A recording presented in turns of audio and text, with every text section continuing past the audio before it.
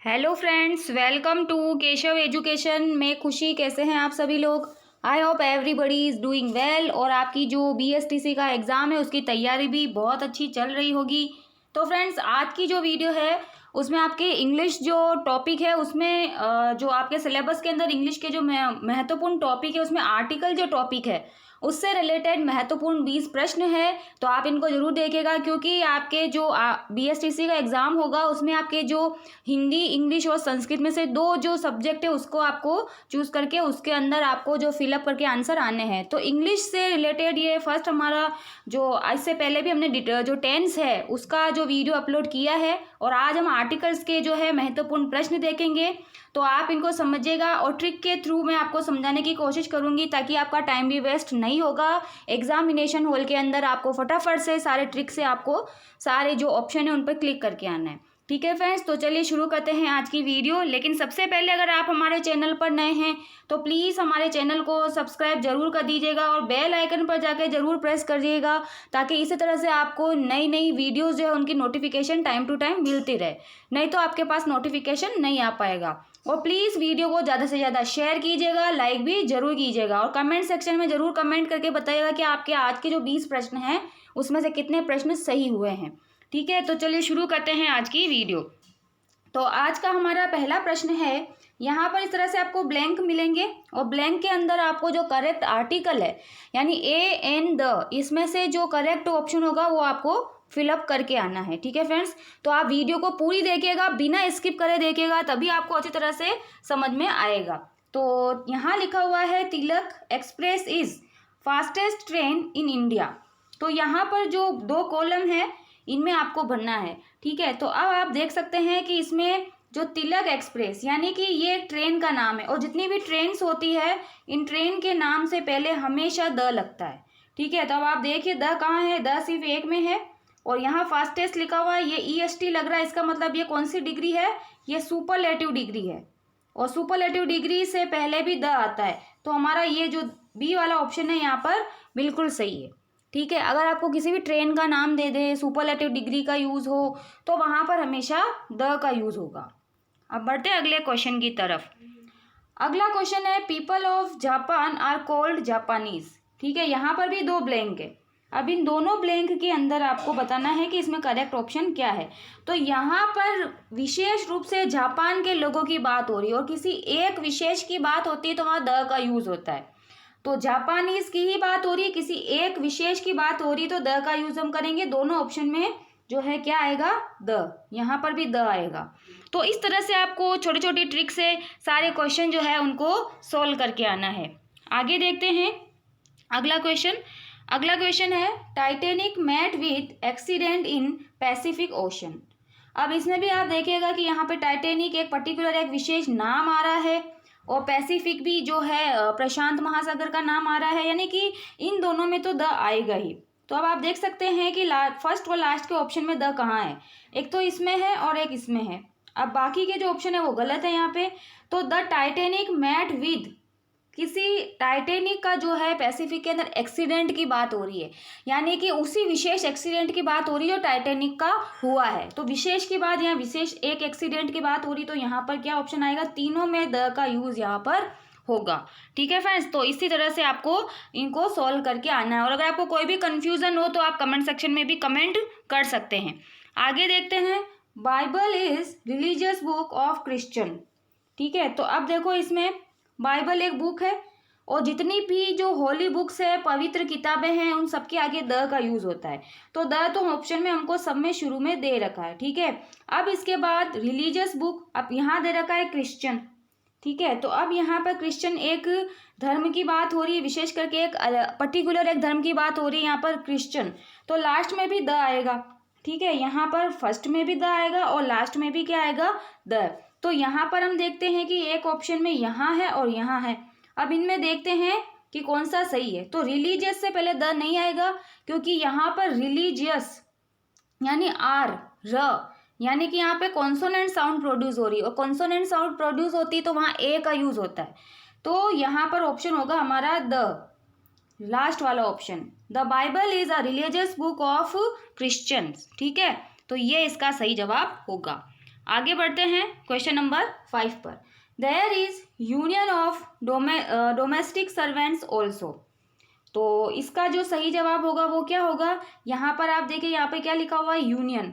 और जब हम इसको ऐसे लिखते हैं यूनियन, तो यहाँ पर य के लिए कौन सा जो है इसमें आता है यूनियन। य के लिए हम इंग्लिश में क्या लिखेंगे, तो य के लिए ज़्यादातर वाई का यूज़ होता है। तो ये वाई जो है यहाँ पर कॉन्सोनेंट है, कॉन्सोनेंट होगा तो हम ए का यूज़ करेंगे। तो यहाँ पर क्या लिखेंगे हम, ए। यहाँ पर यूनियन में यू है, इससे हमको इसको वोवल नहीं समझना है, हमको इसको हिंदी में लिखना है यूनियन। और य के लिए वाई आता है और वाई एक वोवल कॉन्सोनेंट है, इसलिए हम यहाँ पर ए का यूज़ करेंगे। ठीक है फ्रेंड्स, और प्लीज़ आप चैनल को ज़रूर सब्सक्राइब कर लीजिएगा और प्लीज़ वीडियो को ज़्यादा से ज़्यादा शेयर कीजिएगा, लाइक भी ज़रूर कीजिएगा, ताकि इसी तरह से हम आपके लिए अच्छी अच्छी वीडियोज़ लेकर के आते रहें। आगे बढ़ते हैं।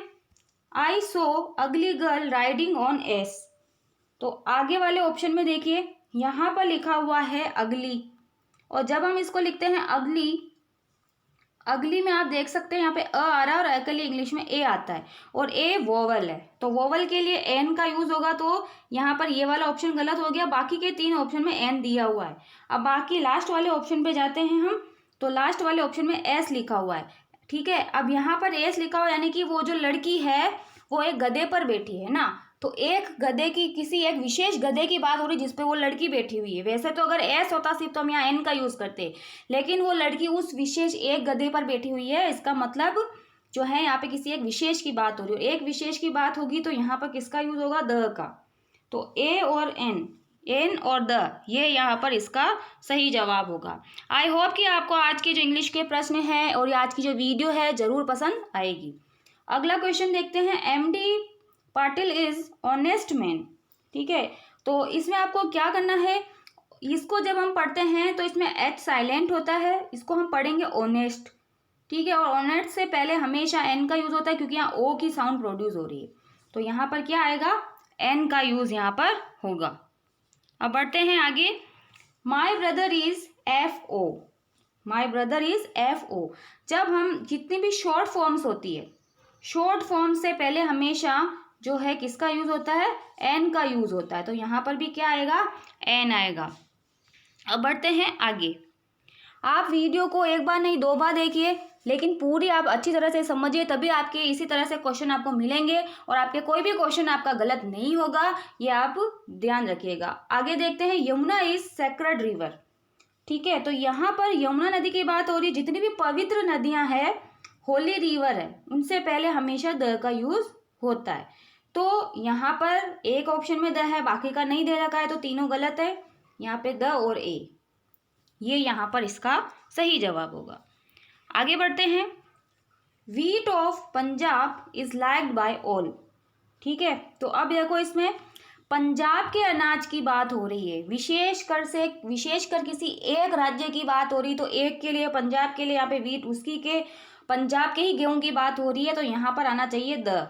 और शुरू में द कहाँ है, एक तो यहाँ है और एक यहाँ है, ये दोनों ऑप्शन नहीं होंगे। तो अब आगे पंजाब से पहले हमको क्या लिखना है वो हमको देखना है। ठीक है, तो द व्हीट ऑफ, ना तो यहाँ पे द आएगा, ना ए आएगा, ना एन आएगा। पंजाब से पहले किसी भी नाम से पहले कोई भी आर्टिकल का यूज नहीं होता है, तो हमारा सही ऑप्शन होगा ये option number C. Comment section में ज़रूर कमेंट करके बताइएगा कि आपको आज की इंग्लिश की ये क्लास कैसी लगी है। प्लीज़ आप कमेंट ज़रूर किया करें, और अगर आपने अभी तक हमारे चैनल को सब्सक्राइब नहीं किया तो प्लीज़ सब्सक्राइब जरूर कर लीजिएगा, और वीडियो को ज़्यादा से ज़्यादा शेयर कीजिएगा, लाइक भी जरूर कीजिएगा। आगे बढ़ते हैं। Question number 11। Higher you go colder it is. अब देखो इसमें कैसे हमको पता चलेगा कि इसमें हमको क्या करना है। ठीक है, higher you go colder it you, यहाँ पर ये कंपैरेटिव डिग्री का यूज़ हो रहा है। वैसे तो सुपरलेटिव डिग्री से पहले हमेशा द का यूज़ होता है, लेकिन यहाँ पर भी कंपैरेटिव डिग्री जो है किसी एक की बात हो रही है, इसमें भी विशेष करके, तो यहाँ पर दोनों तरफ द का यूज़ होगा, क्योंकि यह कंपैरेटिव डिग्री है और इससे पहले भी हमको द का यूज़ करना है। दोनों में कंपैरेटिव डिग्री का यूज़ हो रहा है। आगे देखते हैं। She is lover of Ramayan. ठीक है, तो अब इसमें देखो कि जो पवित्र पुस्तकें होती है, जैसे गीता है, बाइबल है, तो ये जितनी भी पवित्र पुस्तकें होती हैं इनसे पहले हमेशा क्या आता है, द आता है। तो द देख सकते हैं लास्ट में किसमें, एक तो इसमें है और एक इसमें है। ये इन दोनों ऑप्शन में से ही हमारा जो है सही जवाब होगा। तो शी इज द लवर नहीं होगा यहाँ पे, she is a lover of. ठीक है, जब हम इसको लिखते हैं तो इसका प्रोनाउंसिएशन करते हैं तो ल आ रहा है एल जो कि कॉन्सोनेंट है। तो यहाँ पर किसका यूज होगा, यहाँ पर ऑप्शन नंबर डी जो है यहाँ पर इसका सही जवाब होगा। अब बढ़ते हैं आगे। Question number 13, cricket is popular game. ठीक है, क्रिकेट इज पॉपुलर गेम। तो अब आगे देखते हैं इसमें कि इसका सही जवाब क्या होगा। तो जितने भी गेम्स है, गेम्स के नाम से पहले किसी भी आर्टिकल का यूज नहीं होता है। ठीक है, तो ये भी आपको अच्छी तरह से याद रखना है कि गेम, किसी भी गेम के नाम से पहले कोई भी आर्टिकल का यूज नहीं होता है।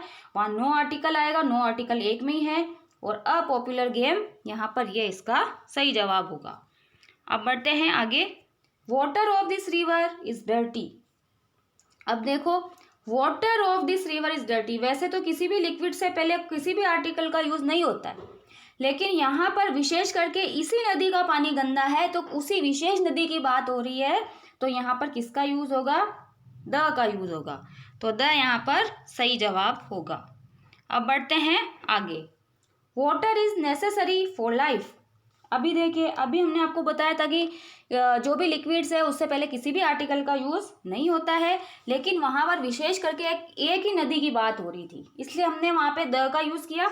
लेकिन यहाँ पर ऑल ओवर बताया कि पानी जो है सभी के लिए आवश्यक है, तो यहाँ पर किसी भी आर्टिकल का यूज नहीं होगा।